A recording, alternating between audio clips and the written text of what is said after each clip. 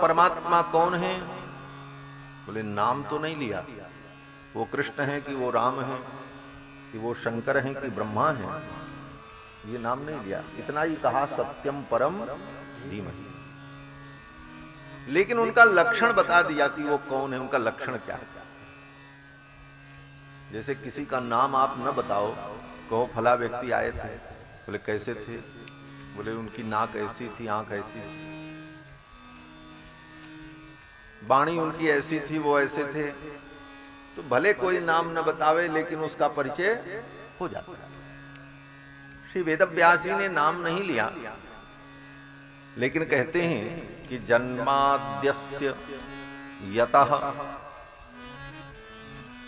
वो परमात्मा सत्य स्वरूप जिनसे जन्माद्यस्य यतः, जिनसे ये संपूर्ण सृष्टि जन्म लेती है, जिनके द्वारा सृष्टि का पालन होता है, जो सारे सृष्टि का संहार करते हैं, वे भगवान, वो सत्य स्वरूप।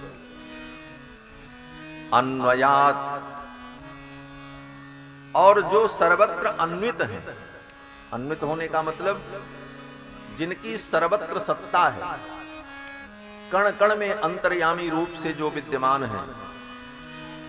और अभिज्ञ, जो सब कुछ जानते हैं, सर्वज्ञ।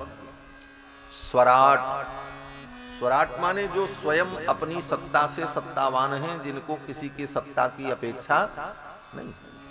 स्वयमेव राजते इति स्वराट, जो अपनी सत्ता से सत्तावान हैं, जिनको किसी से कोई अपेक्षा नहीं। सत्ता तो आज भी लोगों की होती है। बोले सत्ता किसकी है? बोले मोदी जी की। लेकिन उनको भी अपेक्षा है किसकी? बोले वोट की। वोट मिले तब सत्ता रहेगी, वोट न मिले तो उनकी सत्ता कैसे रहेगी?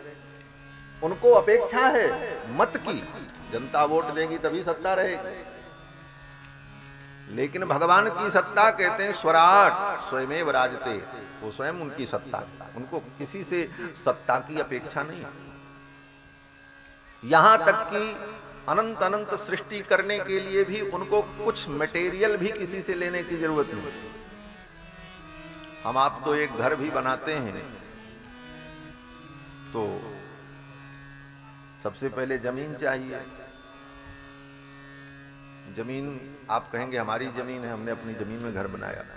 तो जमीन तो आपकी है, लेकिन जमीन को तो आपने नहीं बनाया, जमीन तो भगवान ने बनाया।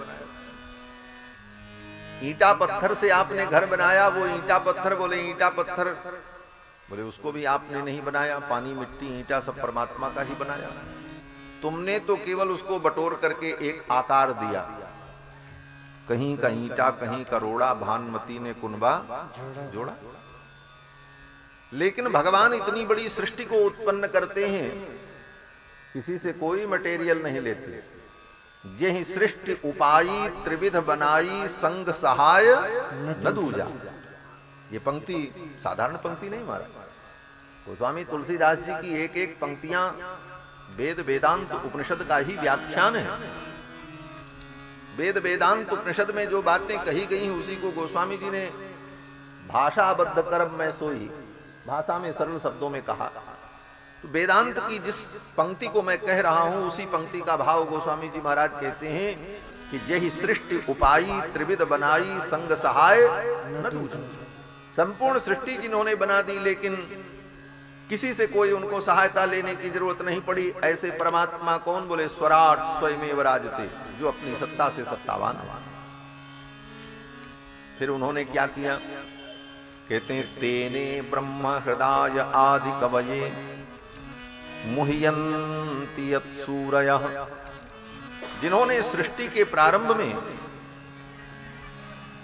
आदि कवि, आदि कवि माने ब्रह्मा, आदि कवि ब्रह्मा के हृदय में जिन्होंने अपने संकल्प मात्र से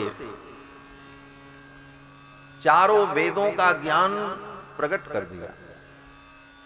ब्रह्मा जी को भगवान ने जब उत्पन्न किया तो ब्रह्मा जी को भगवान ने पढ़ाया नहीं, केवल संकल्प किया कि ब्रह्मा जी को ज्ञान हो जाए तो ब्रह्मा जी के हृदय में चारों वेद का ज्ञान, सब ज्ञान प्रकट हो गया। तेने ब्रह्म हृदय आदि कवये, आदि कवये, आदि कवि ब्रह्मा के हृदय में, ब्रह्म माने वेद, वेद का ज्ञान तेने, तेने माने विस्तार कर दिया, प्रकट कर दिया। तेने ब्रह्म हृदय आदि कवये मुह्यन्ति यत् सूरयः। जिन परमात्मा के विषय में बड़े बड़े ज्ञानी भी मोहित हो जाते हैं, जिनका ठीक ठीक परिज्ञान नहीं कर पाते, तेजो वार मृदाम यथा विनिमयो यत्र सर्गो मृषा, जिनकी माया के द्वारा, जिनकी शक्ति के द्वारा यह असत्य संसार भी सत्य प्रतीत होता है, जिनकी सत्ता के कारण वे भगवान कौन हैं? बोले धामना स्वेन सदा निरस्त कुहकम, जिन्होंने अपने तेज के द्वारा समस्त अंधकार को, अज्ञान को दूर कर दिया। ऐसे प्रकाश स्वरूप परमात्मा जो हैं, सत्यम परम धीमहि, उन परम सत्य का हम ध्यान करते हैं, उनको हम प्रणाम करते हैं। नाम नहीं लिया कि वो कृष्ण हैं, कि गोविंद हैं, कि माधव हैं, कि राम हैं, लेकिन जितनी बातें मैंने कही हैं, इन सब बातों से सीधे सीधे संकेत कहां हो रहा है? भगवान श्री नारायण परम तत्व। क्यों? भगवान नारायण ही ब्रह्मा को उत्पन्न करते हैं। भगवान नारायण के द्वारा ही ब्रह्मा के हृदय में चारों वेदों का ज्ञान प्रकट होता है। ब्रह्मा के, भगवान नारायण के द्वारा ही संपूर्ण सृष्टि उत्पन्न होती है। वो अपनी सत्ता से स्वयं सत्तावान है। वो कौन है? बोले वही सत्य है। और उसी में आगे हम अपने अर्थ को जोड़ लें, नारायण, तो क्या हो जाएगा? सत्यनारायण। बोलो श्री सत्यनारायण भगवान की जय। यही भगवान सत्यनारायण।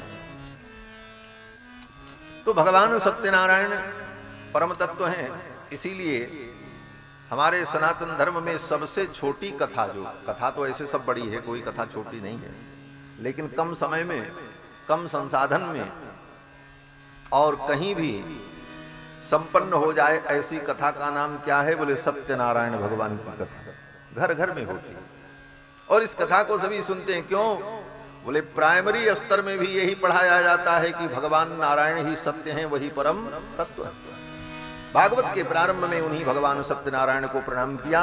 सत्यम परम धीमहि, उन भगवान का हम ध्यान करते हैं। धीमहि, धीमहि का मतलब हम उनका ध्यान करते हैं। ये धीमहि शब्द गायत्री मंत्र का अंग है। गायत्री मंत्र में भी धीमहि शब्द का प्रयोग किया गया है। भर्गो देवस्य धीमहि।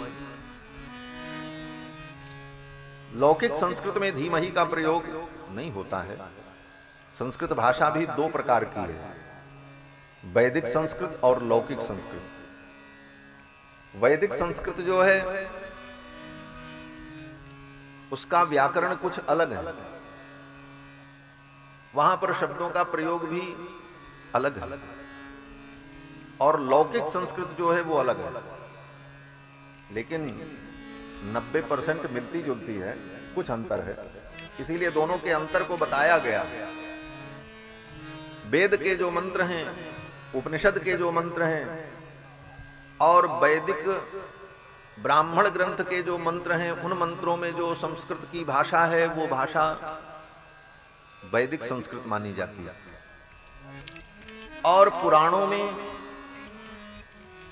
और बाद के ग्रंथों में जो विद्वानों ने संस्कृत में लिखा, और आज जो हम संस्कृत पढ़ते लिखते हैं, ये लौकिक संस्कृत है। दोनों के व्याकरण में भी अंतर है। इसीलिए लौकिक व्याकरण भी जब हम पढ़ते हैं तो इस व्याकरण में एक प्रक्रिया पढ़ाई जाती है, स्वर वैदिकी प्रक्रिया। स्वर वैदिकी प्रक्रिया में वेद से संबंधित जो व्याकरण है उसका अनुभव कराया जाता है। तो वैदिक शब्द धीमहि, इसका प्रयोग भागवत के प्रारंभ में श्री वेदव्यास जी ने किया। उन परमात्मा का हम ध्यान करते हैं तो इस शब्द के द्वारा संकेत है वेदव्यास जी के द्वारा कि वेदों के में जो तत्व है और वेदों का सार जो गायत्री मंत्र है, चारों वेदों का सार गायत्री मंत्र है।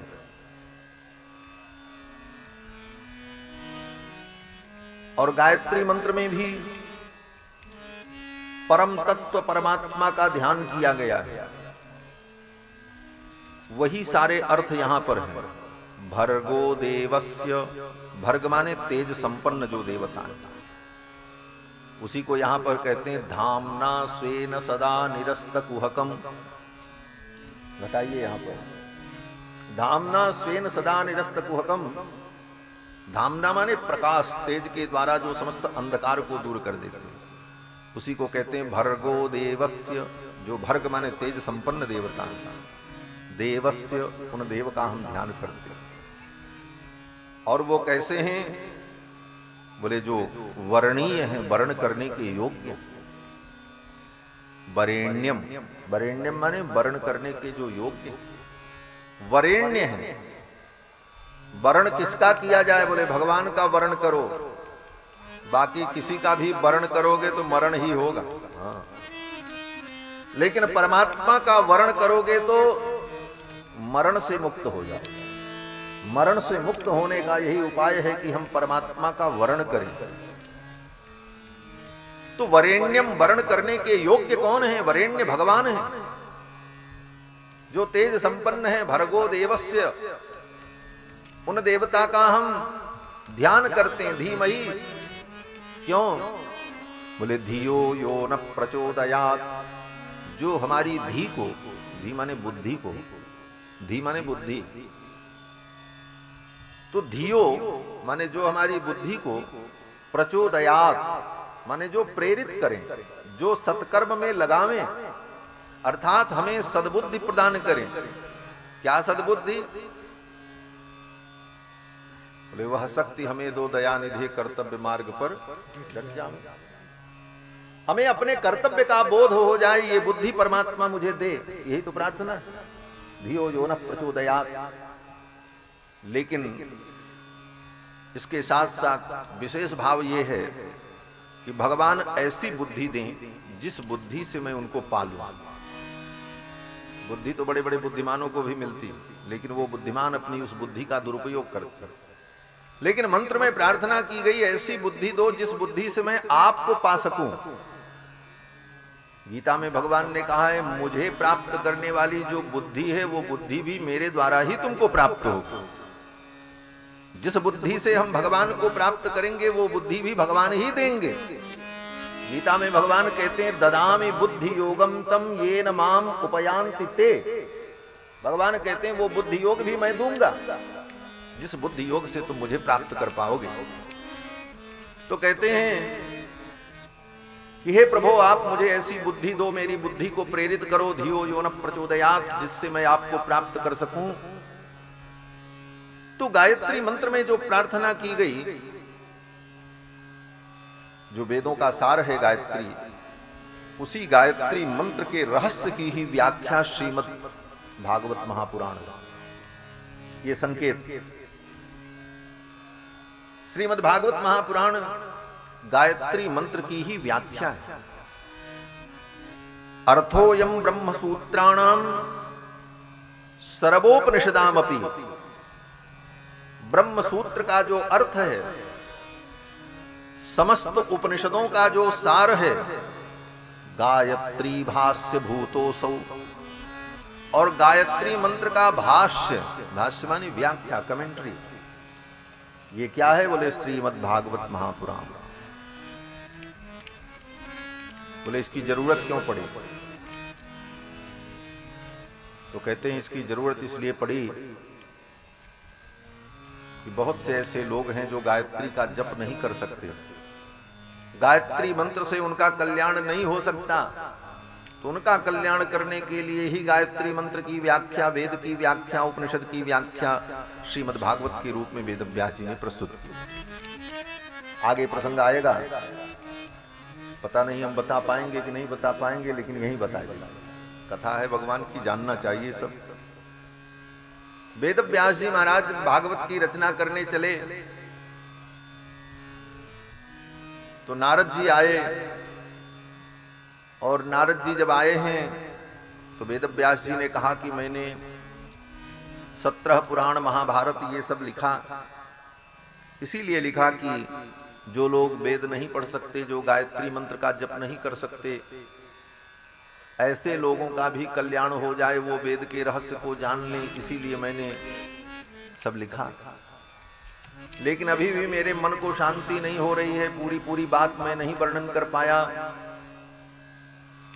असंपन्नैवा भाति। तब नारद जी ने कहा कि अब एक काम आप करो, भगवान के चरित्र का वर्णन करो, भगवान वासुदेव की महिमा का वर्णन करो। और भगवान वासुदेव की महिमा का वर्णन करोगे तो इस महिमा को सुनकर के समस्त प्राणियों का कल्याण होगा। क्योंकि आपने 17 पुराण में और महाभारत में धर्म, अर्थ, काम, मोक्ष समस्त पुरुषार्थों का वर्णन किया, लेकिन भगवान की महिमा का आपने ठीक ठीक वर्णन नहीं किया। न तथा वासुदेवस्य महिमा ह्यनुवर्णितः। भगवान वासुदेव की महिमा का वर्णन आपने नहीं किया, इसलिए आप भगवान वासुदेव की महिमा का वर्णन करो। तब श्री वेदव्यास जी महाराज ने नारद जी के द्वारा उपदेश प्राप्त करके भागवत की रचना की। कहने का तात्पर्य कि गायत्री मंत्र का जो रहस्य है, वेदों का जो रहस्य है, वही श्रीमद् भागवत महापुराण के रूप में वेदव्यास जी ने प्रकट किया। और इसके अधिकारी सभी, कोई भी प्राणी, मनुष्य मात्र भागवत की कथा को सुन करके, पढ़ करके, अनुसंधान करके अपने जीवन को मंगलमय और दिव्य बना सकता है। सत्य स्वरूप परमात्मा को प्रणाम किया वेदव्यास जी ने। और फिर कहते हैं कि इस पुराण में मैं जो धर्म का वर्णन करूंगा वो कैसा धर्म है। कहते कपट रहित धर्म है। धर्म प्रोज्झित कई तवोत्र परमो निरमत्सराणाम सताम वेद्यम वास्तवमत्र वस्तु शिवदम तापत्रयोन्मूलनम। श्रीमद्भागवते महामुनिकृते किं वा परैरीश्वरः सद्यो हृद्यवरुध्यते प्रकृतभिः शुश्रूषुभिस्तत्क्षणात्। वेदव्यास जी कहते हैं कि इस पुराण में मैं जिस धर्म का वर्णन करने जा रहा हूं वो विशुद्ध धर्म है। विशुद्ध का मतलब विशेष रूप से शुद्ध, विशुद्ध। बोले धर्म भी अशुद्ध होता है? प्रश्न खड़ा हो गया कि विशुद्ध धर्म का आप वर्णन करने जा रहे हैं, इसका मतलब धर्म भी अशुद्ध होता है? कोई धर्म अशुद्ध होता है, कोई विशुद्ध होता है? तो कहते हैं हाँ। अशुद्ध धर्म क्या है? कहते हैं जिस धर्म में कपट मिल जाए तो वो शुद्ध धर्म नहीं है। जैसे सोना तो शुद्ध है, लेकिन सोने में दूसरी धातु मिला दी जाए उसको शुद्ध सोना आप नहीं कह सकते। ये कहेंगे कि सोना है, क्यों? बोले सोना अधिक मात्रा में रहेगा तो और धातु कम मात्रा में रहे, लेकिन सोना की मात्रा ज्यादा होगी तो व्यवहार तो सोने के रूप में ही होगा, लेकिन उसको आप शुद्ध सोना नहीं कह सकते। शुद्ध 24 कैरेट का सोना नहीं कह सकते। क्यों? बोले उसमें मिक्सचर है, मिलाया गया। उसी तरह धर्म तो है, लेकिन धर्म में जो थोड़ा दूसरी धातुएं मिला दी गई तो धर्म क्या हो गया? बोले उसकी शुद्धता में थोड़ी कमी आ गई।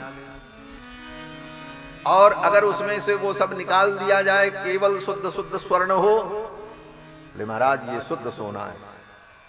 उसी प्रकार धर्म में वेदव्यास जी कहते हैं कि कपट मिला दिया।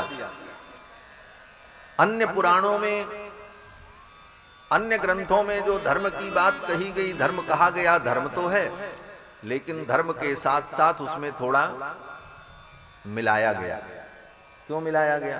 बोले देखो जैसे सोना में दूसरी धातु तांबा इत्यादि मिलाते हैं, क्यों मिलाते हैं? बोले थोड़ा हार्ड हो जाए, घिसे ना, जो उससे हम बनावे थोड़ा मजबूत हो, टिकाऊ हो जाए, बस इसीलिए मिलाया जाता है।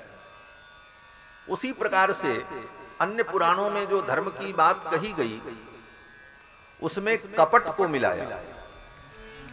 कपट क्या है? बोले स्वार्थ। स्वार्थ रूपी कपट को धर्म में मिला करके वेदव्यास जी ने और ऋषि मुनियों ने वर्णन किया। कारण बोले जब स्वार्थ मिलाएंगे तभी तो लोग इसको अपनाएंगे, क्योंकि दुनिया है बिना स्वार्थ के तो कुछ करेगा नहीं। कुछ तो बताना पड़ेगा, भाई ये धर्म करो तो तुमको ये फल मिलेगा, ये धर्म करो तो ये फल मिलेगा। इसीलिए उसमें स्वार्थ को मिलाया। ये पूजा कर लो तो ये फल मिल जाए, ये मंत्र जप लो तो ये फल मिल जाए, ये यज्ञ करो तो तुमको अमुक लुक मिल जाएगा, ऐसी कामना हो तो ये काम कर डालो तुम्हारी कामना पूरी हो जाएगी। तो इन कामनाओं की पूर्ति का वर्णन करके, उन स्वार्थों का उसमें समावेश करके जो धर्म का वर्णन किया, यही उस धर्म में कपट है। लेकिन यह भी जरूरी था, क्यों बोले न मिलाते तो लोग दुनिया धर्म क्यों करते। प्रवृत्ति के लिए, धर्म में जीव की प्रवृत्ति हो, इसलिए थोड़ा स्वार्थ दिखाना पड़ता है। जैसे गाय को बुलाना है अपने पास तो चारा तो दिखाना ही पड़ेगा, हरा चारा देखेगी तो गाय आ जाएगी। आ जाने के बाद फिर उसकी सेवा होगी, सब कुछ होगा, लेकिन पहले तो उसे चारा का लालच देना ही पड़ेगा। उसी तरह शास्त्रों में स्वार्थ का लालच देकर ये करो तो ये फल, ये करो तो ये फल, इस लालच से जीव की धर्म में प्रवृत्ति हो, इसीलिए पुराणों में, अन्य ग्रंथों में कपट का सम्मिश्रण किया। और शुद्ध धर्म क्या है? बोले स्वार्थ निकल दो। बोले स्वार्थ जब निकल गया तब क्या बचा? बोले केवल धर्म बचा, रहेगा वही पूजा पाठ, जप तप, यज्ञ, दान, पुण्य, वो सारे धर्म वही रहेंगे, लेकिन अपना स्वार्थ उसमें से हटा लो। जब स्वार्थ हट जाएगा तो वो शुद्ध धर्म क्या होगा? बोले वही भगवान की भक्ति बन जाएगी, यही शुद्ध धर्म। जब उसमें से हमारा स्वार्थ हट गया, अब हमारा कोई उसमें लाभ नहीं है, अब हम जो कर रहे हैं वो किस लिए कर रहे हैं? बोले भगवान की प्रसन्नता के लिए कर रहे हैं, ठाकुर प्रसन्न हो, बस, हमारा कोई स्वार्थ नहीं। तो वो शुद्ध सोना है, वो शुद्ध धर्म। इसी को वेद व्यास जी कहते हैं, धर्म प्रोज्झित कई तवोत्र परमो निरमत्सराणाम सताम। धर्म प्रोज्झित कई तवो, धर्म के अंदर जो कैतव, कैतव माने जो कपट था, प्रोज्झित, उसको निकाल दिया हमने, निकाल करके फेंक दिया। प्रोज्झित कैतवोत्र परमो निरमत्सराणाम सताम, जो बड़े बड़े निर्मत्सर पुरुष हैं, परम ज्ञानी हैं, महात्मा हैं, ऐसे महात्माओं के द्वारा जो अनुष्ठीयमान धर्म है, ऐसे महात्मा जिस धर्म का अनुष्ठान करते हैं, उस धर्म का मैं वर्णन। बोले इस धर्म से, स्वार्थ रहित निष्कपट धर्म का जो वर्णन भागवत में करेंगे, इसका फल क्या है? बोले इसका लौकिक फल नहीं है, इसका अलौकिक फल है। अलौकिक फल क्या है? बोले वेद्यम वास्तवमत्र वस्तु शिवदम। इस धर्म के आचरण से तुम वास्तविक वस्तु को जान जाओगे। वेद्यम वास्तवमत्र वस्तु शिवदम। वास्तविक वस्तु क्या है? बोले वास्तविक वस्तु परमात्मा है। वास्तविक का मतलब वस्तुतः अस्तीति वास्तविका। जो वस्तुतः जिसकी सत्ता हो उसको कहते हैं वास्तविक। वस्तुतः सत्ता विद्यते यस्य असौ तथा विध वास्तविका, उसको वास्तविक कहते हैं। तदेव वस्तु, वही वस्तु है। तो वस्तु का मतलब जो वस्तुतः हो, जिसकी सत्ता हो। तो वास्तविक तत्व तो केवल भगवान है। इसी बात को उपनिषदों में कहा कि भगवान ही सत्य है और बाकी सब कुछ असत्य है। ब्रह्म सत्यम जगन मिथ्या। तो वास्तविक तत्व जो भगवान है, उन तत्व का बोध प्राप्त हो जाए, उस वास्तविक तत्व को हम जान जाए। वेद्यम वास्तवमत्र वस्तु शिवदम। फिर उस वास्तविक तत्व को जानने का फल क्या होगा? बोले शिवदम, हमारे जीवन में शिव होगा। शिव माने कल्याण, शिव माने मंगल, शिव माने शुभ। शिवदम, जिस तत्व के ज्ञान होने से हमें शिव की प्राप्ति होगी, मंगल की प्राप्ति होगी, धन्यता की प्राप्ति होगी। और बोले तापत्रयोन्मूलनम, उस शुद्ध धर्म को जान लेने पर हमारे जीवन से तीनों प्रकार के ताप दूर हो जाएगा। क्यों? बोले सोना में ताप कब तक होता है? बोले सोना में जब तक मिक्सचर होगा तब तक उसको ताप की जरूरत है। गलाया जाएगा, पीटा जाएगा, ठोका जाएगा। शुद्ध करने के लिए उसको गर्म करके उससे अन्य धातुओं को निकाला जाएगा, सारी प्रक्रिया होगी, तब तक उस स्वर्ण को ताप होगा। लेकिन वो ताप तब खत्म होगा? बोले जब वो शुद्ध हो जाएगा, सारे विकार निकल गए, फिर ताप की जरूरत नहीं पड़ेगी। यही तापत्रयोन्मूलनम। तापत्रयोन्मूलनम, हमारे जीवन के सारे ताप दूर हो जाएंगे। और श्रीमद्भागवते महामुनिकृते किं वा परैरीश्वरः सद्यो हृद्यवरुध्यते कृतभि शुश्रूषभिस्तक्षणा। इस परम धर्म को, शुद्ध धर्म को जब हम सुनेंगे तो इसका सबसे बड़ा फल क्या है? बोले सुनने मात्र से भगवान परम तत्व परमात्मा जो है वो हमारे हृदय में आकर के विराजमान हो जाएंगे। सद्यो हृद्यवरुध्यते, वो हमारे हृदय में आकर के बैठ जाएंगे। बोले बैठ नहीं जाएंगे, वो बैठेंगे और बैठने के साथ साथ अवरुद्ध हो जाएंगे। अवरुद्ध माने अब जा नहीं सकते। सद्यो हृद्यवरुध्यते, उनका अवरोध हो जाएगा। क्यों? बोले अब वो निकल नहीं सकते, अब आकर के प्रतिष्ठित हो जाएंगे। इस कथा के श्रवण मात्र से ही भगवान हृदय में आकर के प्रतिष्ठित हो जाते हैं। सद्यो हृद्यवरुध्यते कृतभिः शुश्रूषभिस्तक्षणा, श्रवण मात्र से। ऐसा विशुद्ध धर्म भागवत धर्म है, श्रीमद् भागवत महापुराण। इसके बाद तीसरे श्लोक में फिर भागवत की महिमा का वर्णन करें। निगम कल्पतरोर्गलितम फलम शुकमुखादमृतद्रव संयुतम पिबत भागवतम रसमालयम मुहुरहो रसिका भुवि भावुकाः। ये 3 मंगलाचरण है। जन्माद्यस्य यतोन्वयादितरतः, दूसरा धर्म प्रोज्झित कैतवोत्र परमो निर्मत्सराणाम सताम, और तीसरा मंगलाचरण निगम कल्पतरोर्गलितम फलम शुकमुखादमृतद्रव संयुतम। अब कहते हैं 3 मंगलाचरण 3 व्यक्तियों के द्वारा किया गया, अलग अलग। वेद व्यास जी ने मंगलाचरण किया जन्माद्यस्य यतोन्वयादितरतश्चार्थे स्वभिज्ञ स्वराट, और सुखदेव जी ने, सुखदेव जी परमहंस हैं, और परमहंसों का जो धर्म है, परमहंसों का धर्म परमात्मा की अकिंचन भक्ति, वो परमहंस श्री सुखदेव जी महाराज जब मंगलाचरण करते हैं तो कहते हैं धर्म प्रोज्झित कैतवोत्र परमो निर्मत्सराणाम सताम। ये दूसरा मंगलाचरण सुखदेव जी